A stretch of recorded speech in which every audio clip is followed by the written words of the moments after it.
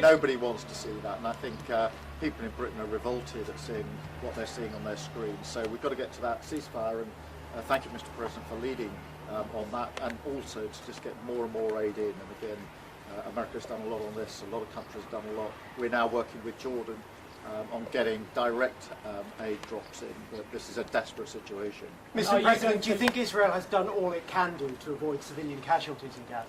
Well, I think nobody's done anything great over there. The whole place is a mess.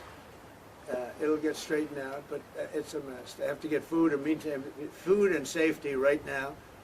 And ultimately, look, Hamas did a horrible thing, and they paid a big price, but Hamas did a horrible thing. But I always said, when you get down to the last 20 or 10, they're down to 20. We got a lot of hostages out, and you helped us, by the way. Yeah. But we got a lot of hostages out over the last 6 months that I've been in. I've been in office for 6 months now.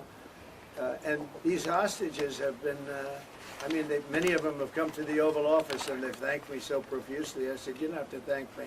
I did what I have to do.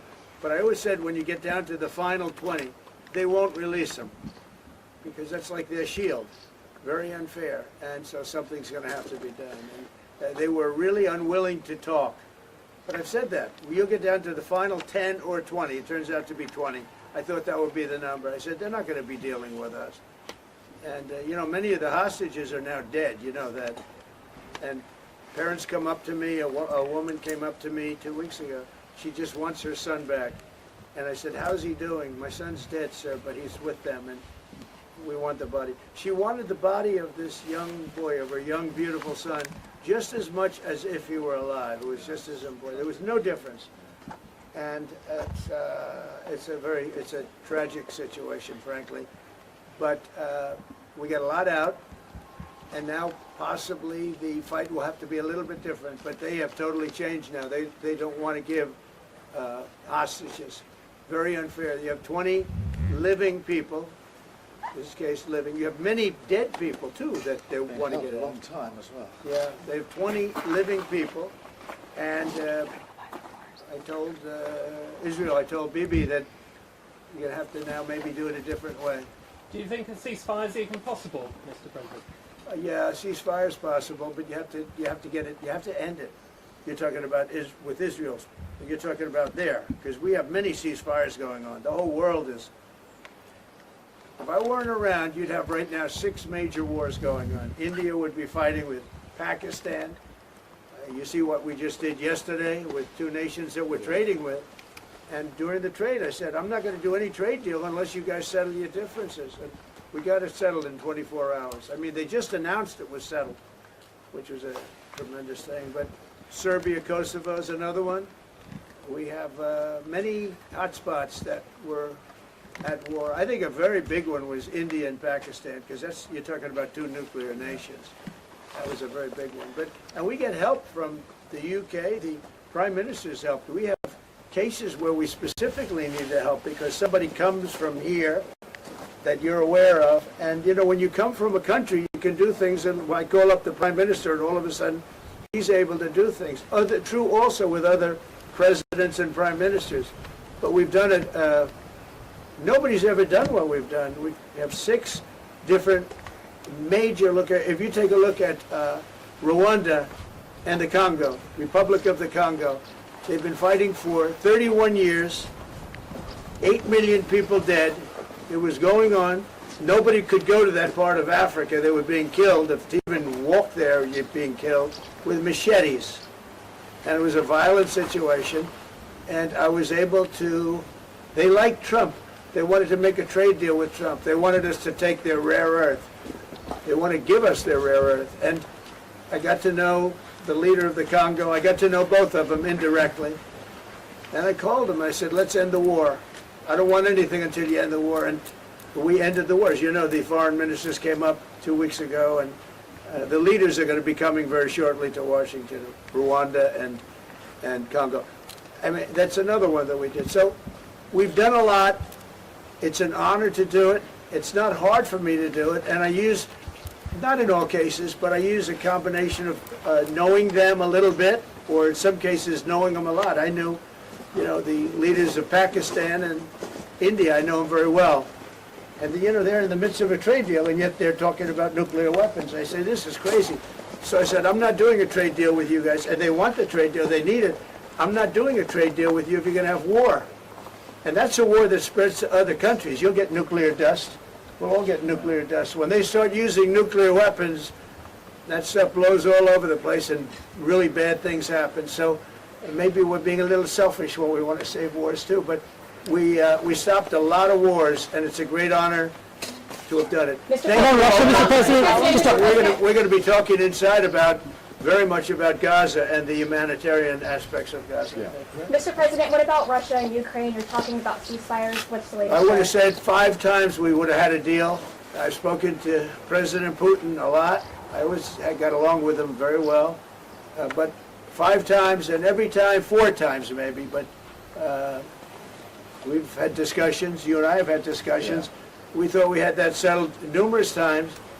And then President Putin goes out and starts launching rockets into some city like Kiev and kills a lot of people in a nursing home or whatever. You have bodies lying all over the street. And I say, that's not the way to do it. So we'll see what happens with that. I'm very disappointed. I'm disappointed in President Putin. Very disappointed in him. So we're going to have to look, and I'm going to reduce that 50 days that I gave him to a lesser number because I think I already know the answer what's going to happen. Okay? Mr. President, Thank you very much, everybody. We'll see you later.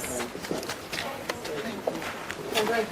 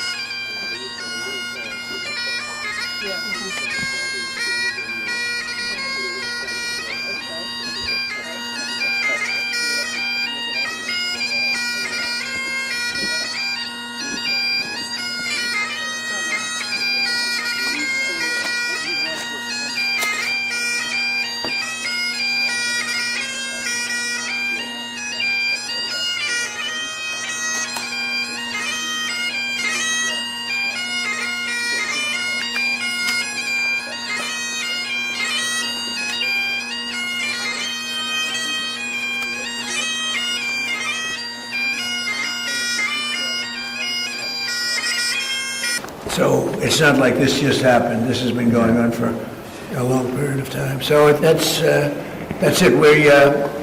Our hearts are in the right place. We have some good news because the recent war that you just saw, they just announced, I see, the newest of the 5, now this would be 6 that we've stopped. I've stopped 6 wars in the last, I'm averaging about a war a month. But the last 3 were very close together. India and Pakistan and a lot of them. Congo was just, and Rwanda was just done. But you probably know, I won't go into it very much because I don't know the final numbers yet. I don't know. Numerous people were killed, and I was dealing with 2 countries that we get along with very well, very different countries from certain standpoints. They've been fighting for 500 years, intermittently, and we solved that war. You probably saw it just came out over the wire, so we solved it through trade. I said, I don't want to trade with anybody that's killing each other, so we just got that one solved. And I'm going to call the 2 prime ministers who I got along with very, very well and speak to them right after this meeting and congratulate them. But it was an honor to be involved, and that was going to be a very nasty war. Those wars have been very, very nasty. So we've done a lot of good work. We've had great support from the Prime Minister. Anytime we needed help, anytime we needed any form of support, you've been there. We appreciate it very much. And we're going to continue onward. We do have to take care of the humanitarian needs on what they used to call the Gaza Strip. You don't hear that line too much anymore. You don't hear the Gaza Strip. But it is the Gaza Strip, and it's amazing that it's not being handled a little bit differently. We're going to set up food centers, and we're going to do it in conjunction with some very good people, and we're going to supply funds. And we just took in trillions of dollars. We got a lot of money, and we're going to spend a little money on some food. And other nations are joining us. I know your nation's joining us, and we have all of the European nations joining us, and others also have called, and they want to be helpful. So we're going to set up food centers and where the people can walk in and no boundaries. We're not going to have fences, and they can't. They see the food from 30 you would say yards away, and they see the food. It's all there, but nobody's at it because they have fences set up that nobody can even get it. It's crazy what's going on over there. So we're going to work very closely together with your country, a great country, We also discussed inside that we are, there's a whole new thing happening with regard to energy from nuclear. And the Prime Minister is looking at that very strongly. And I know you have Rolls-Royce nuclear plants. That sounds pretty good, right? I love that. What a great brand that is. But you're also doing the Rolls-Royce or the nuclear plants, the smaller plants. We're doing smaller and bigger, but the small is interesting. They do a small plant, very easy, very safe, and as they need more, they hook up another plant, and they have a series of plants instead of, doing the $20 billion plant. That gets tough for a lot of people to do. So we're just studying that, and it sounds like you're very far progressed, but that's a great thing you're doing on nuclear. We opened up nuclear about 2 months ago, and it's now safe and very inexpensive. No, we see civil nuclear as a big part of the future as we go to sustainable, independent energy. And I think that between the two of us, we can work very much more closely on this. And we've agreed that that's our ambition, that's our aspiration. And this is going to be a big part of the future when it comes to energy. And you can see in the last few years, energy has been weaponised. Prices have dictated both families and businesses across the United Kingdom, and therefore taking control of energy is a huge prize. So the more we can work together on this, the better. And small modular reactors are a very big part of the future here, and we've got great companies like Rolls-Royce involved in that. So I'm very much looking forward to working together with you, Mr. President. We'll do that. We'll do that. We're going up to your oil capital in a little while. We're going up to Aberdeen. That's called the oil capital of Europe. And that's a great asset that you have up there someday. If they ever change their thinking on that, you have a great and valuable asset. There's a lot of valuable resources underground there. But that's a decision for you to make. But it's a very amazing place, and it is considered the oil capital of Europe. So it's another option that you have. So we are doing really well, and I think that the Prime Minister he's been so supportive of us, and so strong and so respected, and I respect him much more today than I did before because I just met his wife and family. He's got a perfect wife and family, and that's never easy to achieve, right? But I take no credit for that. He's become a friend, and together we got a deal done that has not been able to be done. It was a deal that's very good for both parties. A really good deal for both of our countries, and very, very well received here in the United Kingdom. So thank you very much for having us. Thank you. Appreciate it.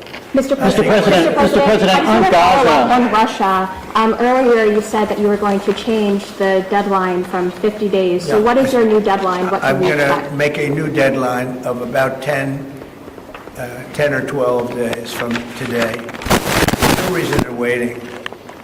There's no reason in waiting. It's 50 days. I want to be generous, but we just don't see any progress being made. Mr. President, on Gaza, you just talked about setting up food centres in conjunction with other organisations. Right. You're talking about the Gaza Humanitarian Foundation or recognised aid agencies. How will this work? Well, it's going to be working with the United States. We'll be helping with the food. We have a lot of access to food. We got a lot of food ourselves. And we're going to bring it up to make sure that they don't have barriers stopping people. You've seen the areas where they actually have food, and the people are screaming for the food, and they're 35, 40 yards away, and they won't let them because they have lines that are set up. And whether they're set up by Hamas or whoever, but they're very strict lines, so we have to get rid of those lines. But we're going to be getting some good, strong food. We can save a lot of people. I mean, some of those kids that's real starvation stuff. I see it. And you can't fake that. So we're going to be even more involved. We did some airlifts before, some airdrops, and the people are running for it. And the Prime Minister is going to help us. They're very effective with that. You've done that before, and for many, they've done that for 100 years very well. So it's not very hard to do, actually. Mr. President, you say you love Scotland. You're the most Scottish president ever in the White House. Is there a better deal to be done for Scotland, for Scottish industry, in the deal that you've done with the Prime Minister? Whisky, for example. Well, I have great love for Scotland. You know, my mother loved Scotland, and she loved the Queen. I don't know, I might hurt myself by saying that the monarchists are going to like it. Some other people would, but she loved the Queen. Whenever the Queen was on television, she wanted to watch. And she would come back religiously. She'd come back to Scotland once a year with my sister Marianne, primarily, and sometimes my sister Elizabeth also. But they love this part of the world. And, you know, we're talking about the Isle of Lewis. We're talking about serious Scotland. That's serious Scotland. There was no doubt about it. So, yeah, it gives me a feeling, you know, it's different. You go to another country, you have no relationship to it. You got to like maybe the head of the country or something. But it's different when your mother was born here, Stornoway. Right in Stornoway, a beautiful little place. So is there a better deal to be done? Is there a better deal to be done for Scotland, for whisky, for example? Because of your love of Scotland, is there a better trade deal to be done for Scottish businesses like whisky? Well, I assume when we do our trade deal overall, a lot of it comes to Scotland, I hope. Maybe all of it should go to It's Scotland. a very good deal for the whole United Kingdom, and we've already achieved great things under the deal, and we'll achieve even more as we work together. A lot of it is going to Scotland. I mean, I do know that, but I mean, we're dealing with the UK.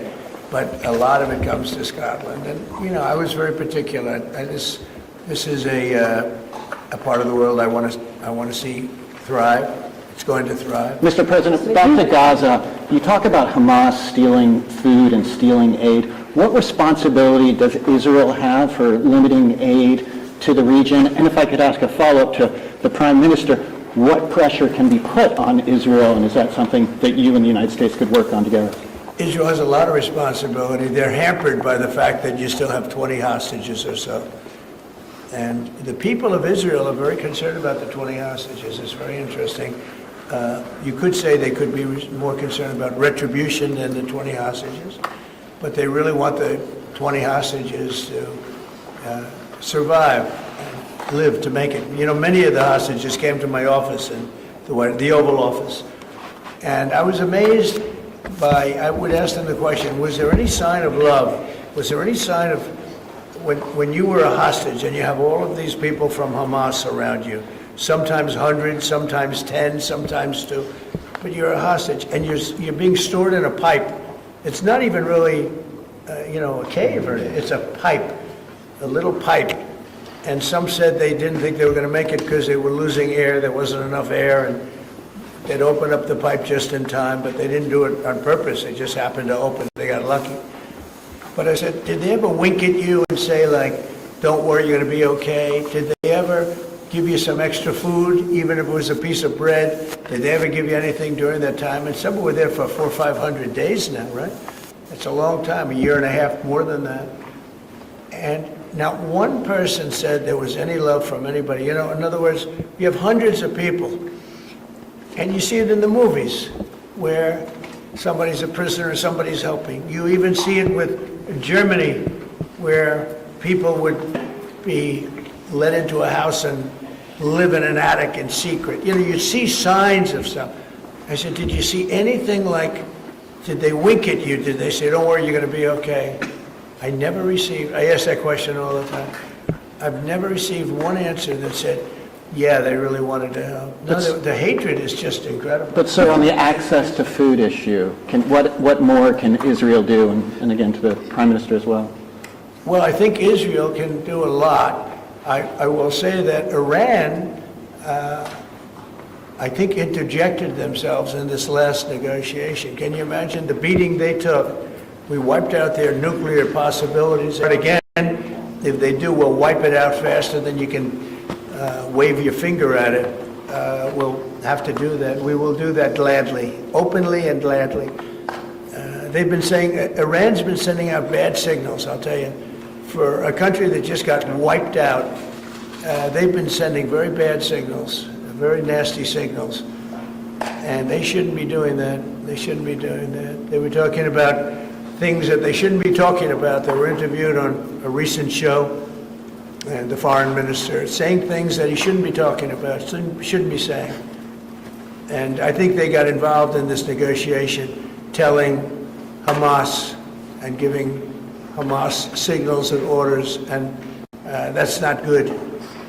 That's not Prime good. Minister, I would say that we need to get the hostages out. They've been held for a very, very long time, and we must always start from there. But also recognise the situation on the ground in Gaza is absolutely intolerable, and I think that certainly speaking for the British public and myself, those images of starving children in particular are revolting, and there's a sense of revulsion in the British public at what they're seeing, and they know, and we know, that humanitarian aid needs to get in at speed, at volume. Yes, some can be airdropped, and we're working with others, with the US, with Jordan on that, but the trucks need to get in, because that's the only way you can get the volume in. And we do thank the President for the work he's done to try to get to a ceasefire, which we desperately need, but also to put aid in to the region. There needs to be much more of that. We need to galvanise other countries in support of getting that aid in. And yes, that does involve putting pressure on Israel, because this is a humanitarian catastrophe now. We also need to look beyond that situation to what then happens in the event of a ceasefire, which is desperately needed.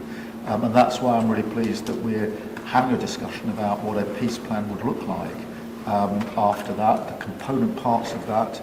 And we have to be really clear at this point that Hamas can play absolutely no part in any future governance in Palestine and in Gaza. And it's really important that we're clear about what triggered this, who took the hostages, and bringing out the passport of the terrorist organisation. But I think today the focus has to be on getting that humanitarian aid in. Mr. President. Will the UK avoid your pharmaceutical tariffs, and will it happen before August the 1st? Well, we'll be announcing on pharmaceuticals sometime in the very near future. We have a very big plan on pharmaceuticals. We want to bring a lot of the pharmaceuticals back to America, where they should be. If you look at COVID, it sort of taught us a lesson. We were getting our pharmaceuticals from other countries. We almost didn't make any. We used to make them ourselves, and we're going to want to be making a lot of them ourselves, all of them in a sense. But you also have a good pharmaceutical business. We'll be dealing with you on pharmaceuticals also. And we certainly feel a lot better with your country working on pharmaceuticals for America than some of the other countries that work with the relationship we have. And you would not use that as a cudgel. You wouldn't be using it as a block. But we're going to be announcing sometime very soon, I think, pharmaceuticals are our whole thing. And the companies know. And drug prices are going to be coming down very substantially in the U.S., very, very substantially. And that'll happen very soon. Mr. President, we can all sense your frustration with Vladimir Putin. Sorry, we can all sense your frustration with Vladimir Putin. Yeah. Do you think he has been lying to you about his intentions in Ukraine? Well, I don't want to use the word lying. All I know is we'd have a good talk, and it seemed on, let's say, 3 occasions, it seemed that we were going to have a ceasefire and maybe peace, and you divide it up and you do whatever you have to do, that obviously, to get to the end. And all of a sudden, missiles are flying into Kiev and other places. And I say, what's that all about? I spoke to him 3-4 hours ago, and it looked like we were on our way, and then I'd say, forget it, and I'm not going to talk anymore. You know, this has happened on too many occasions, and I don't like it. I don't like it. Mr. President, you have a successful social media site. There are new powers here to censor your site, state-mandated powers. To censor my site? To censor your site and Twitter Truth? and Facebook. Truth? I mean Truth. Is that okay? Well, I don't think he's going to censor my site because I say only good things. Will you please uncensor my site? Yeah, we're not censoring anyone. We've got some measures which are there to protect children, in particular from sites like suicide sites. We've had too many cases in the United Kingdom of young children taking their own lives, and when you look through their social media, they've been accessing sites which talk about suicide and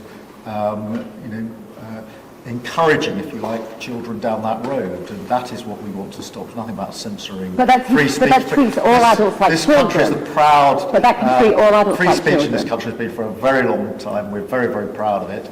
We will protect it forever. But at the same time, I personally feel very strongly that we should protect our young teenagers, and that's what it usually is, from things like suicide sites. I don't see that as a free speech issue. I see that as a child protection We issue. actually passed a bill in Congress, headed up by my wife, actually, Yeah. which was to pull bad stuff out having to do with children, because it is a problem.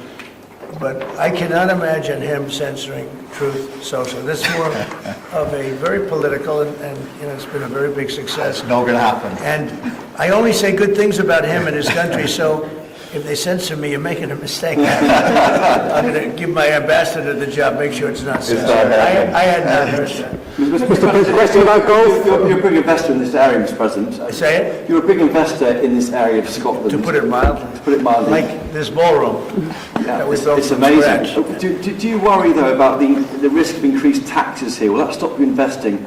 And do you have a message last night on the soccer to the English Lionesses who won the European trophy? So I think that I have a theory that low taxes bring growth. We just passed a big tax cut bill, the biggest bill in the history of our country, actually.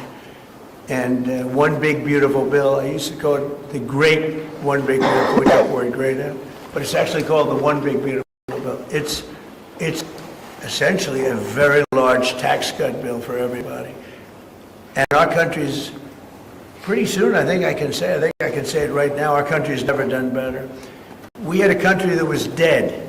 It was dead 6 months ago, a year ago. Leaders from NATO, we had a very successful meeting at NATO, your prime minister was there. It was an unbelievable love fest with all of those countries, and they agreed to go 5% and all the things. Very smart to do. But many of the leaders said, essentially, they said, your country was dead 1 year ago. 1 year ago, we had a dead, and we did. We had a dead country. We had a president who didn't know where the hell he was.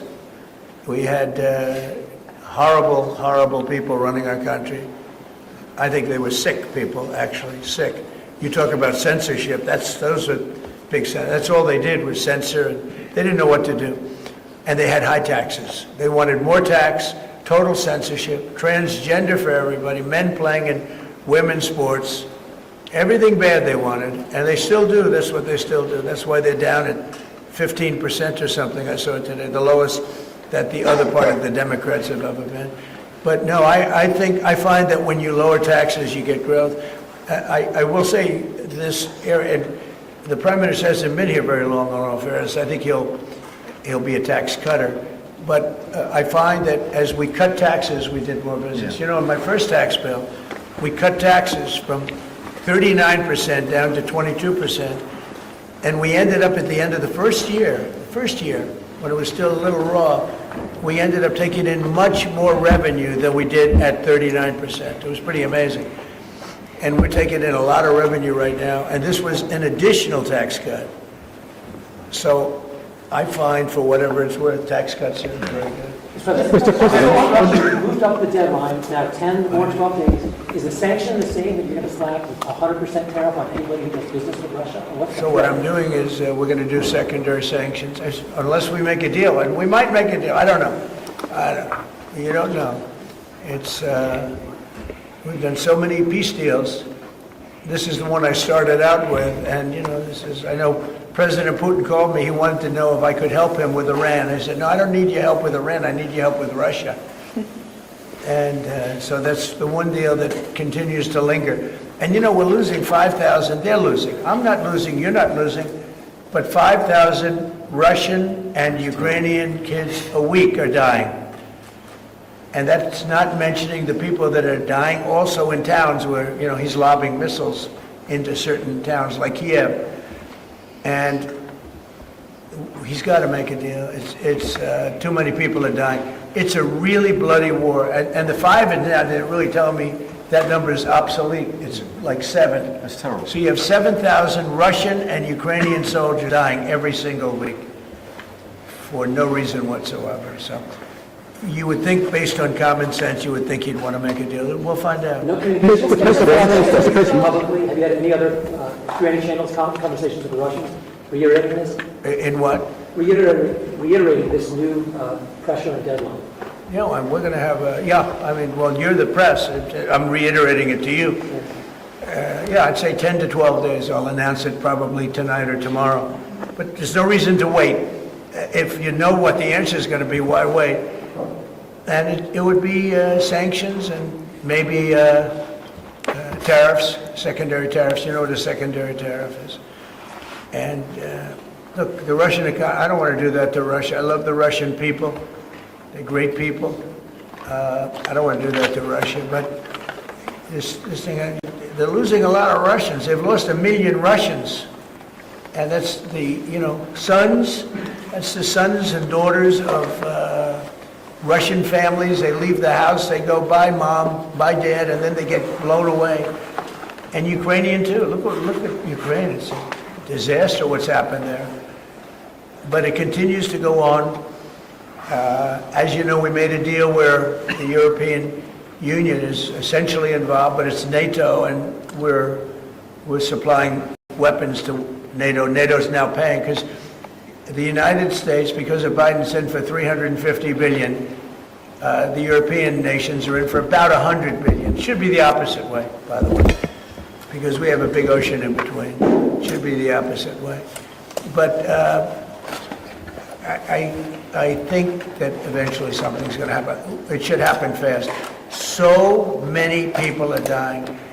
When I settled out with Congo and Rwanda, they lost almost 8 million people. And it just made so much sense. And if I didn't get involved, they wouldn't have done it. They weren't even thinking about settling it. It was just going on forever. And nobody could go into those territories because they'd get killed. They'd get killed. And now they have I hear it's a whole different ballgame. We settled it. This is one that should be settled. Russia, Ukraine. This is one that really should be settled. Mr. President, on Scotland, Mr. President, Scotland's First Minister has today set out his plans for a second referendum on Scottish independence. Can I get your reaction to that as someone with deep ties to Scotland? And, sorry, Mr. Prime Minister, can I also get your thoughts on that? If the SNP do win a majority at next year's election, then they have the right to hold a referendum, do they not? Well, I don't want to get involved in your politics. We got enough politics of our own. I will say that I predicted what was going to happen the last time. You remember? I was opening the first course over at Aberdeen, and I was over here, and at the same time, and they asked me that question. I made a prediction. It was the day before the vote, and I made it correct. I like to be correct, but I made a correct prediction. I don't know. I do say that when they made that deal, somebody said that it was, and I remember this very distinctly, I said, could they do this all the time? There was a little bit of a restriction, like 50 or 75 years before you could take another vote. Because, a country can't go through that too much. I don't know the First Minister, but I've heard great things about him. I've spoken to him. I hear very good things about him, and I'm meeting him today. So maybe I'll have a better opinion then. And let me answer that straightforwardly, because I believe in a stronger Scotland, in a better United Kingdom. And I think that at a time like this, when it's quite clear that there's uncertainty and volatility around the world, the strength of the United Kingdom together is very important for all four nations, very important for Scotland. And that should be our priority, that should be our focus, not on the politics, which feels like the politics of yesteryear now, at a time like this. And I think that the First Minister should probably focus more on his delivery in Scotland than on his constitutional issues, and we might have a better health service in Scotland. But at a time like this, I think the United Kingdom is always stronger as four nations. I think that's better for all four nations. I think that's how Scotland is stronger. Look at the deal that we've been able to do with the United States, a really important deal that we made just months ago.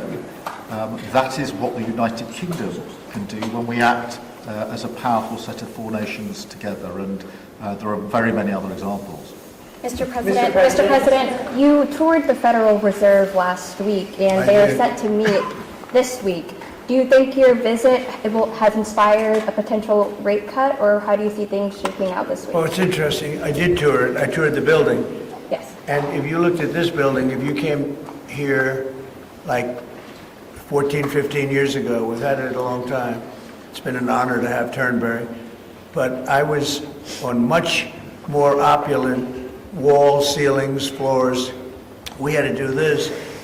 And we did a very great job. I mean, you see how beautiful it is inside. Everything was saved, everything was preserved. We had ceilings that were in bad shape, they were falling down. You know, it's very old, wasn't properly maintained. Now it's brand new and beautiful, and we saved everything. If you really think here, when you took a look and you were sort of commenting the coloring. Now this is a brand new building, but if you look outside, it's equally opulent and beautiful. And we didn't do that by spending, you know, hundreds of millions of dollars in surrounding a railing underneath an area that you're painting. I mean, I've never seen that like this.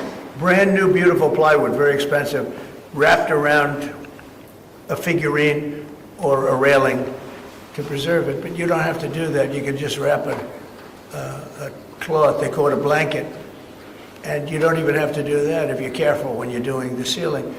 But I don't know what they did. They'd take down a ceiling and put up a new ceiling, and the new ceiling had no opulence to it. Or they'd fix the ceiling. But I would say that all I need is a good plaster and a can of paint. And, you know, they spent $3.9 billion. And I spent a lot of money too, but it's I'd say 3.8 billion less, you know? Meaning I spent probably $100 million making this place incredible. And you were saying a lot of that was local trades. I used local We were trades. looking at the windows, I think, in the Right. next room. I had local trades Yeah. do a lot of this. We have the most opulent windows next door, and I had a choice. Do I take them out? And, you know, they've suffered through 125 years of storms. You have very big storms in this area. When you have a storm, you have a storm. And they made it, barely, but they were in bad shape.